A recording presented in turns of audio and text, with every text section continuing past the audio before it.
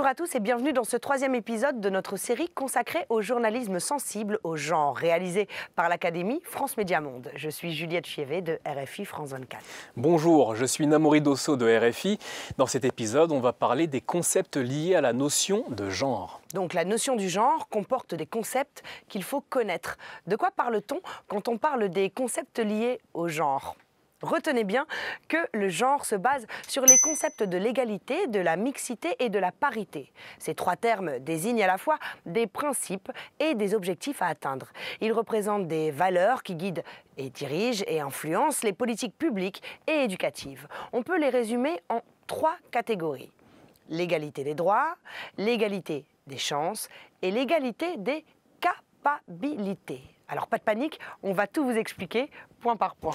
Prenons tout d'abord l'égalité des droits. L'égalité est associée à l'idée de justice et désigne le fait de jouir des mêmes droits. Le principe d'égalité des droits est inscrit dans les constitutions de nombreux pays, c'est peut-être le cas dans votre pays. Pour autant, l'égalité de droits ne signifie pas l'égalité de fait, car certaines dispositions inégalitaires existent encore dans les lois. Un exemple, dans le cadre des lois sur les régimes matrimoniaux, il est interdit aux femmes d'exercer une profession et de gérer leurs propres biens sans autorisation de leur mari. On constate que les femmes ne représentent qu'un faible pourcentage de l'ensemble des ambassadeurs et ambassadrices, des préfets-préfètes et des rectrices et recteurs et des postes d'encadrement, de direction de la fonction publique d'État. Tandis que les hommes représentent un fort taux des cadres exerçant des fonctions de direction des villes.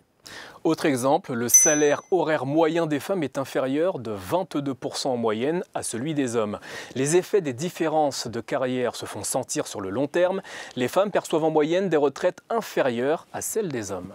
Et c'est là que le concept du genre est intervenu depuis les années 80 pour corriger ces inégalités en orientant les politiques publiques dans telle ou telle direction. Les choses ont-elles changé en matière d'égalité homme-femme? Voyons cela dans ce reportage. Moi, je travaille depuis l'âge de 15 ans dans les champs. Cela ne m'a rien apporté à part le froid. Il nous manque tout au niveau des droits, surtout pour les femmes comme nous qui travaillons dans l'agriculture. Pour moi, ce sont seulement les femmes cadres ou fonctionnaires qui ont des droits. Elles peuvent sortir bien coiffées et bien habillées et se pavaner en disant que nous, les femmes, nous avons des droits.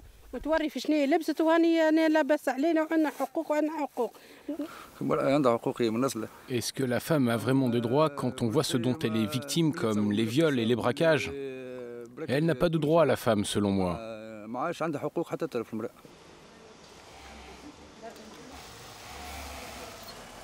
On ne peut pas parler vraiment de droits, surtout dans notre cas au sein d'une usine de textile par exemple. On travaille beaucoup, voire plus qu'un homme, et nos salaires sont très bas. Après l'égalité des droits, la deuxième approche légitime de la justice et de l'égalité peut être désignée par l'égalité des chances. Bien que le système éducatif soit fondé sur un principe d'égalité, son fonctionnement produit de l'inégalité parce que tous les individus ne peuvent pas en profiter avec les mêmes opportunités.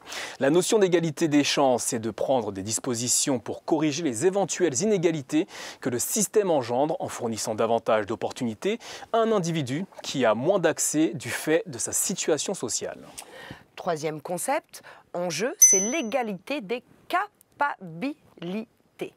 Elle vise à développer les capacités des individus, c'est-à-dire leur capacité et leur liberté à utiliser les biens disponibles pour choisir leur propre mode de vie.